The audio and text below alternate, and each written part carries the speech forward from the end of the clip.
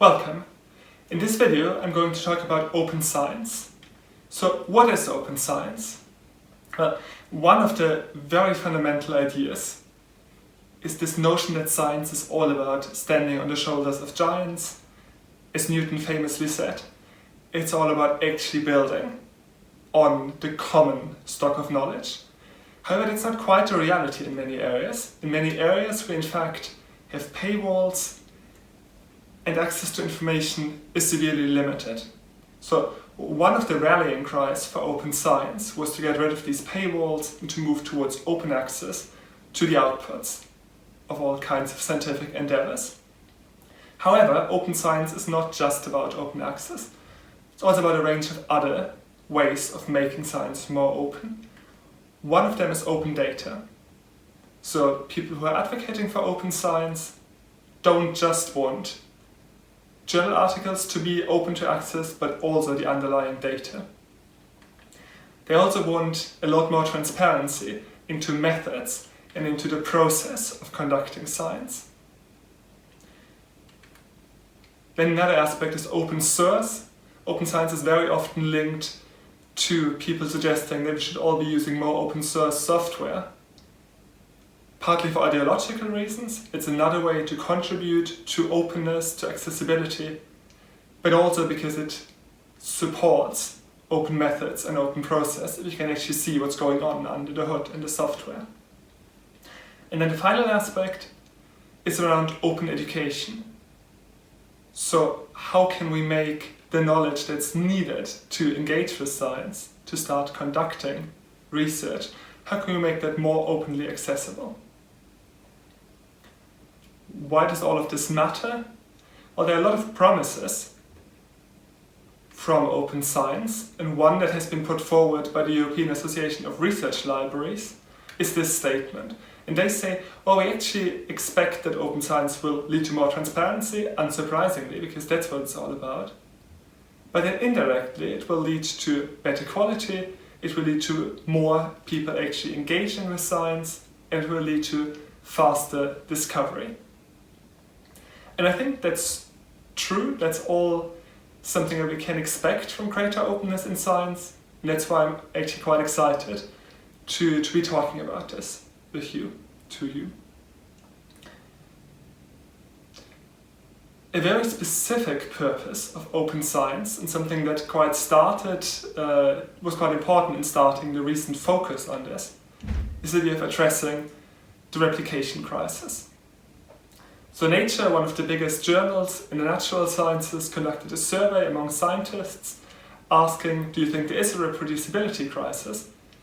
And a huge number of them, around 90%, said yes, there is a reproducibility crisis. Given that at least quantitative research is all about reproducibility, that really is a problem. And the idea here is that open science can deal with some of the causes for this crisis. Those causes include bad scientific practices that can be addressed through greater transparency, but they also include wrong motivations that can to some extent be addressed by open access. So let's start on open access first, on the idea of liberating the knowledge that's produced through scientific endeavors. Currently, scientific publishing is actually done in quite a strange way. So libraries or individual people who want to use research need to subscribe to journals. And it can be very expensive, especially among the for-profit journals, and most journals are run by big scientific publishers that are for-profit companies. Libraries in the UK spend about £200 million per year just subscribing to journals and to databases of journal articles. Which would be fine if they were actually functioning like newspapers or like most other publications, but they're actually not. Most of the work for journals is done for free by academics. So scientific journals don't pay for research, don't pay for writing, don't pay for peer reviewing. And of course, it's not actually done for free. it's paid for, but it's not paid for by the journal publishers. It's paid for by taxpayers, by other research funders, by students through their tuition fees. And that allows some of the publishers to make a lot of money. Elsevier is most notorious for that, having an almost 40% profit margin, which is more than, for example, Google and Facebook have. So they have attracted a lot of criticism. Some of the other publishers are less extreme, but the pattern persists. If you're interested in this, I'd encourage you to look at the Guardian long read article from a couple of years ago that's linked in the slide notes here that you can just find on Google if you search for the Guardian article on profitable scientific publishing. So one thing is, a lack of open access allows some private companies to make a lot of money and takes a lot of money from universities. Another thing linked to it, though, is that journals need to sell. And if journals need to sell, they're particularly interested in exciting articles.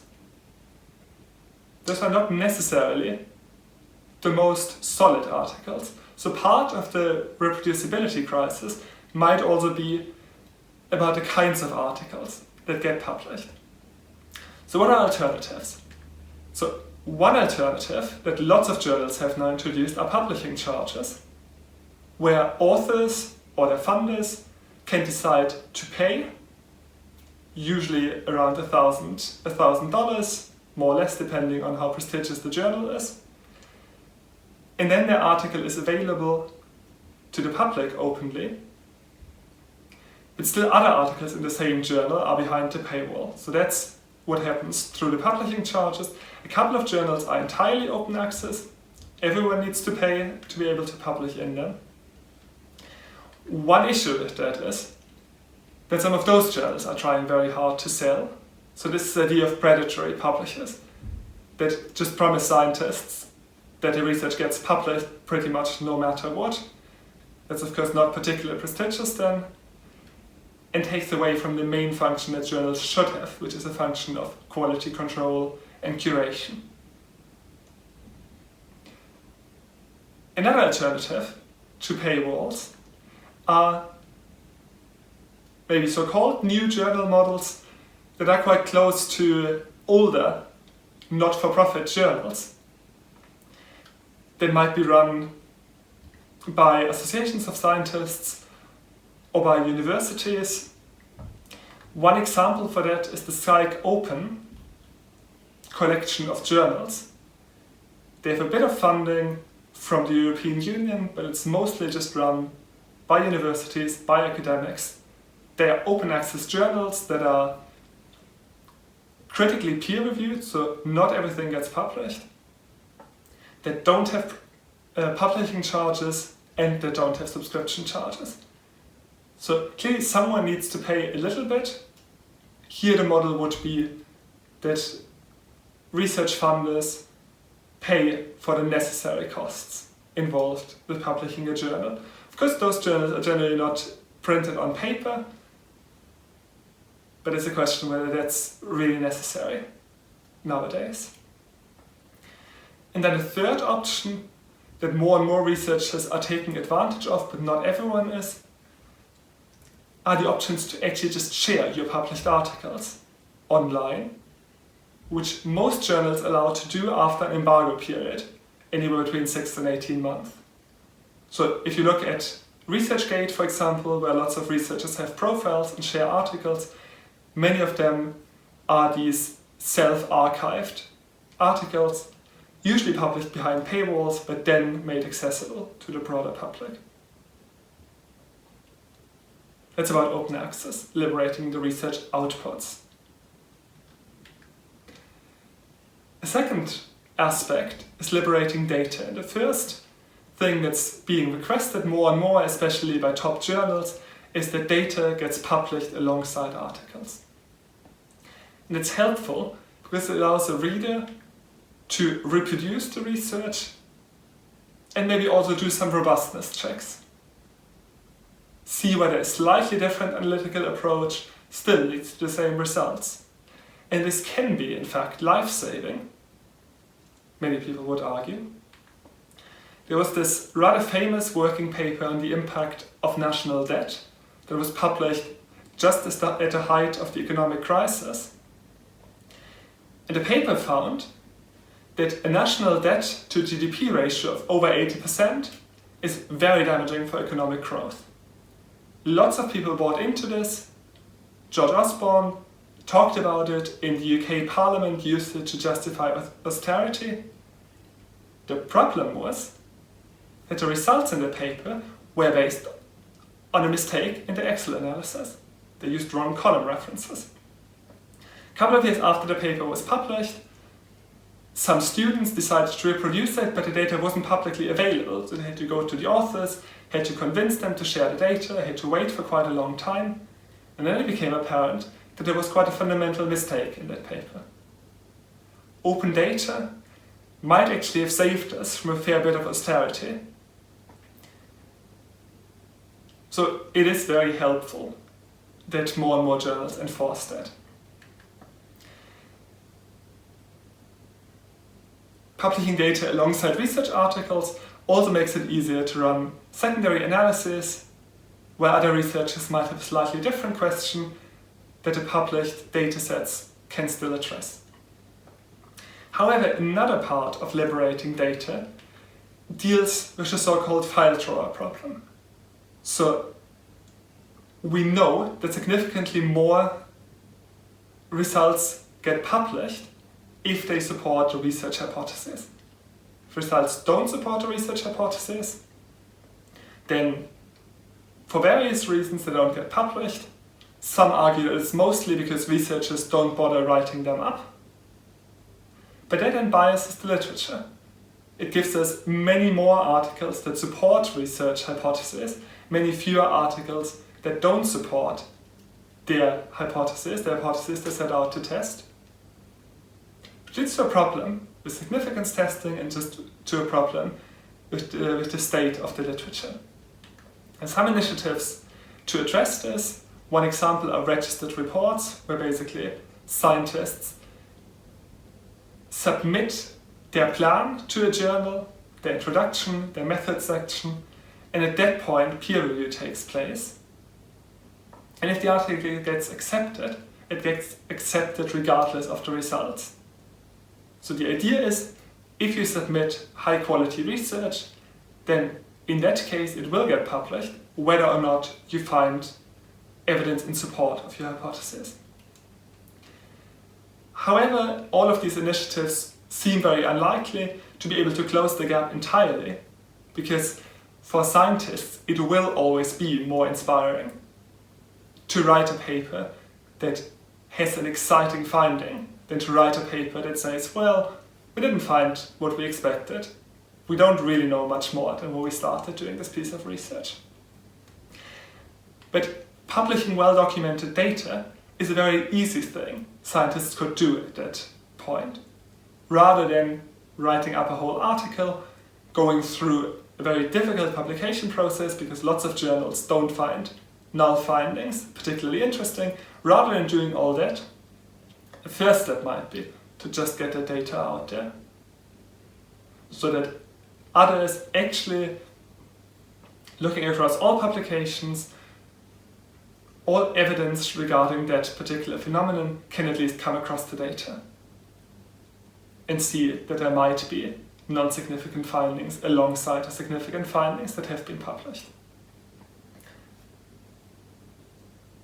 This is one step towards greater transparency. Another step towards greater transparency is around real transparency into research methods and into the research process. And that matters because of this image that I really like of science being conducted in the garden of forking path. Sometimes we might believe, well, it's a straightforward hypothesis, there are two variables in quantitative research. We test the relationship between these two variables and we have a result. It's usually not how it works. This fascinating paper by Silberzahn and about 60 other authors. What they did was that they gave one data set and one research question to lots of teams. The research question was, do we see racial bias in referee decisions in soccer? Seems like quite a straightforward question. All the researchers had the same data and they arrived at hugely different results regarding the size of the effect, but also whether the effect was there or not. Clearly their approach of getting your data analyzed by, I think it was about 50 teams of researchers, is not an approach we can take very often in practice. But if we have full transparency into each of the forks that people took in this garden of forking paths, it becomes a lot easier to see where there might be disagreement and where it might be worth to do further robustness checks. Qualitative researchers have of course recognized this for much longer. They have recognized that analysis isn't objective, but that it depends on particular choices in particular steps of the analysis process. Still, they aren't always great at acting on that knowledge. There are also lots of qualitative papers that don't give enough transparency. Traditionally for space limitations. But those limitations don't really exist anymore, now that it's easy to have online supplementary materials and to just share more than what fits into the 10,000 words research article. Quantitative researchers need to come to recognize this kind of subjectivity or the dependence of the analysis on the researcher's choices a lot more. Then there are two ways of dealing with it. One is to very rigorously pre-register analytical decisions before seeing the data. And the other step to take is just to embrace that subjectivity more and be radically transparent about the choices made throughout the process. So what are pre-registrations? The idea of a pre-registration is that scientists create a fixed plan for their analysis before they collect the data, and that fixed plan gets registered in an online repository where it can't be changed afterwards. And such plans need to include all the choices that might start to be driven by the data later on and might then become self-serving. So some of these choices obviously include what statistical tests are we actually doing, what variables are we using, but they also include the more subtle questions on what kind of data do we exclude. Clearly, if a participant doesn't answer a single question on a questionnaire, we have to exclude that participant. But what about a participant who only answers half of the question? What about a participant who has very extreme values on some variables? Should we assume it's an outlier or a data entry error or something like that, or should we keep them in the analysis? Ideally, such things would be decided in advance and pre-registered. It's currently being debated how to apply this to qualitative research. Because obviously in qualitative research, you can't write out your entire plan in the beginning and then rigorously stick to the plan. That's not the idea. But there's still quite a few people, including in the article cited here, who are arguing that the idea of pre-registration applies to qualitative research and helps to make the process a lot more transparent. If you really have a fixed starting point and then you tell your story of how you moved from that starting point to the research output you generate. Pre-registrations are typically not published instantly because that would make it too easy for someone else to just take your idea and run the research on their own. But ideally, they should be published automatically after a set embargo period, because then they can also create a record of attempted research. And given that quite often, when someone attempted research and never published it, they didn't find significant results, it could help to deal with this file thrower problem. Some online platforms for pre-registrations are based on this automatic publishing, other platforms are not. It's still an area of some debate. Okay, moving on to the final big aspect that's now removed from conducting research and more broadly linked to how we work in academia. And that's this idea of open teaching materials. It matters for a couple of reasons. One is that obviously education has become much more expensive. So in the US, the cost of education has risen much faster than the costs of living. In the UK, there's been an even more fundamental transformation in that education used to be more or less free for students and is now very expensive for individual students. So there are definite issues around accessibility, let alone students in other parts of the world who might not be able to attend university or who might not be able to afford it. So accessibility is a concern. The other concern is that there are, in psychology for example, several million undergraduate students who take the same introductory classes every year. There are thousands and thousands of universities running essentially the same introductory classes every year, and still most of them are developing their own teaching materials, are buying expensive textbooks that are aging very fast. And this is a very inefficient process of doing education. So an alternative, in line with the open science philosophy, is to produce materials but then license them under the Creative Commons or a similar license that allows then others to share and adapt them and to jointly improve curricula, teaching materials, and so on. This presentation, as you can see in the upper corner, for example, is licensed under the Creative Commons, so other people can take it for their own purposes. It's published on YouTube for a reason, rather than on a closed virtual learning environment. And a broader example for this would be the Sci-Teacher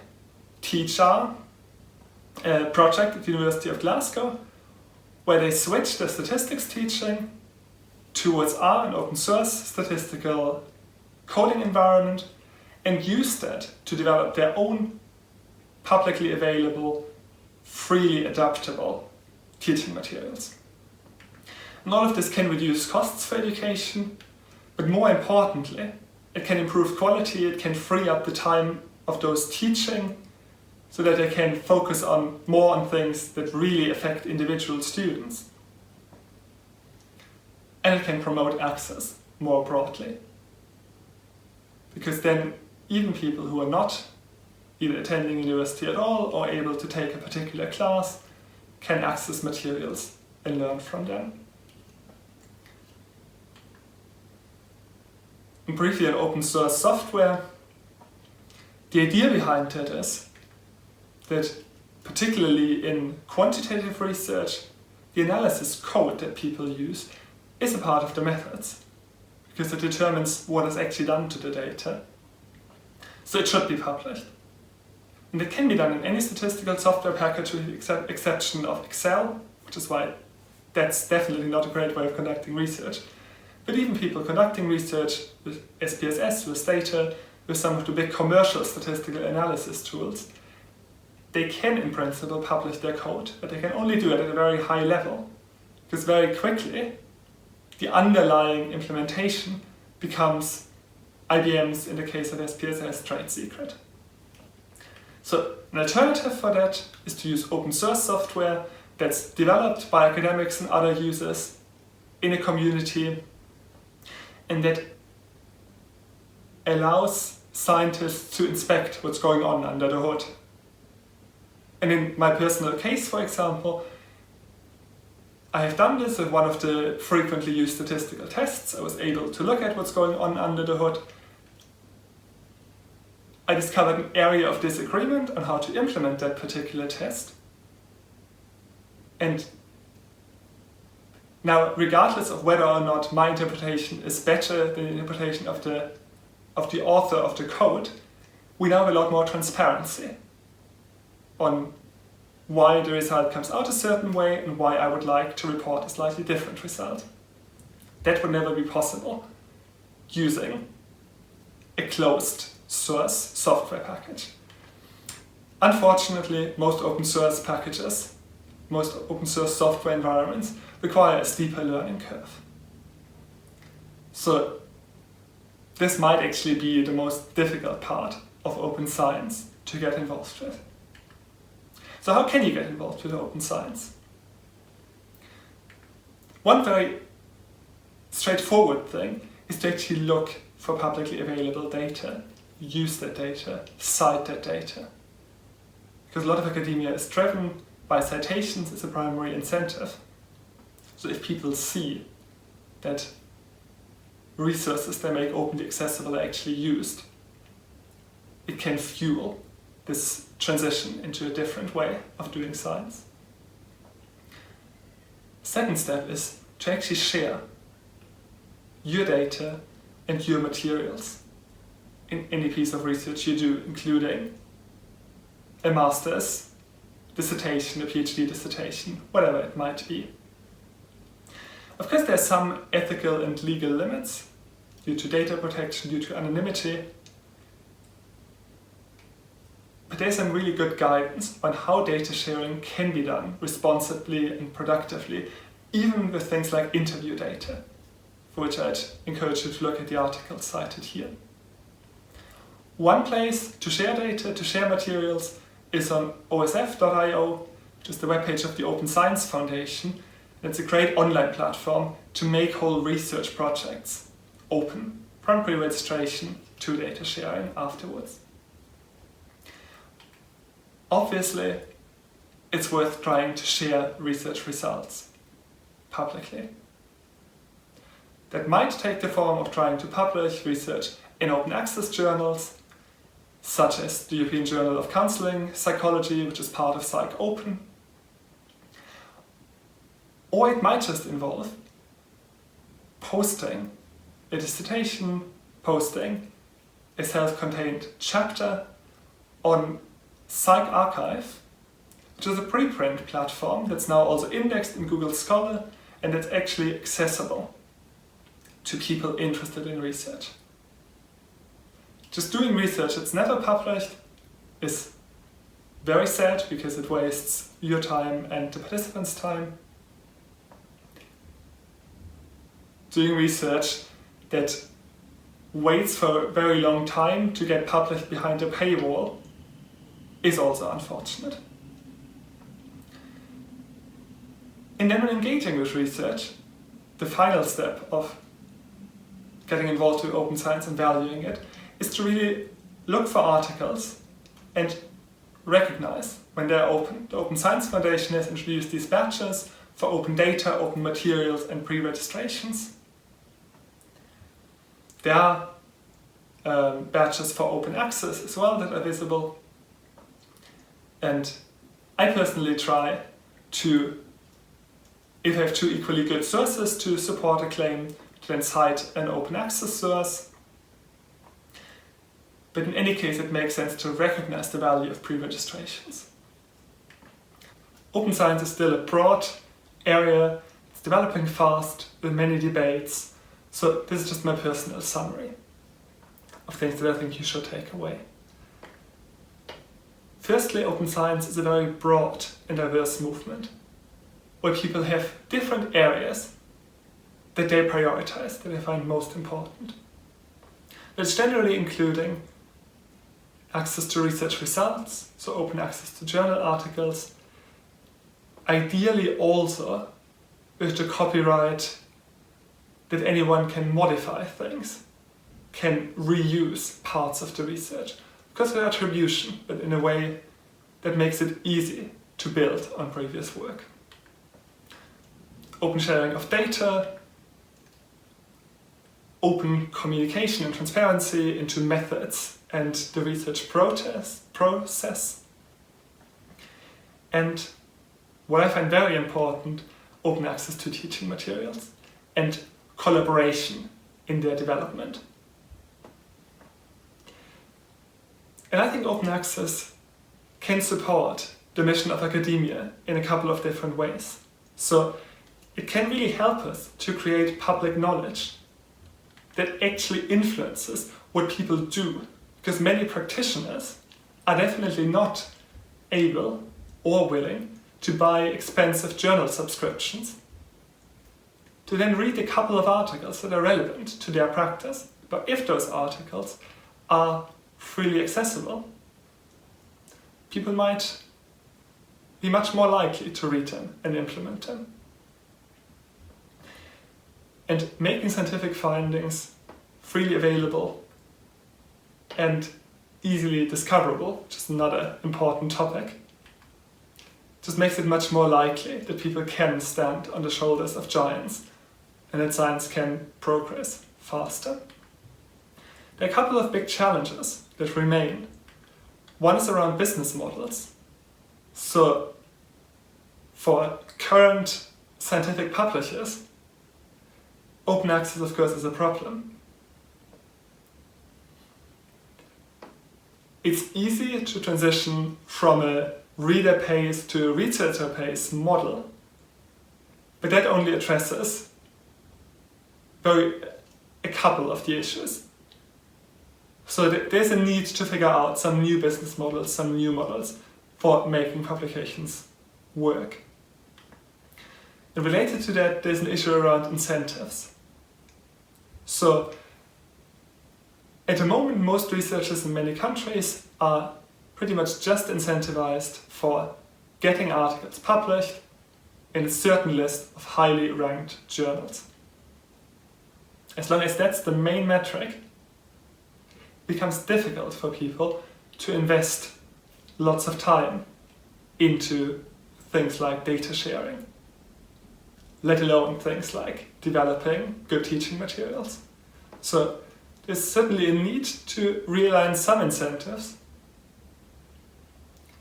but given the importance of citations,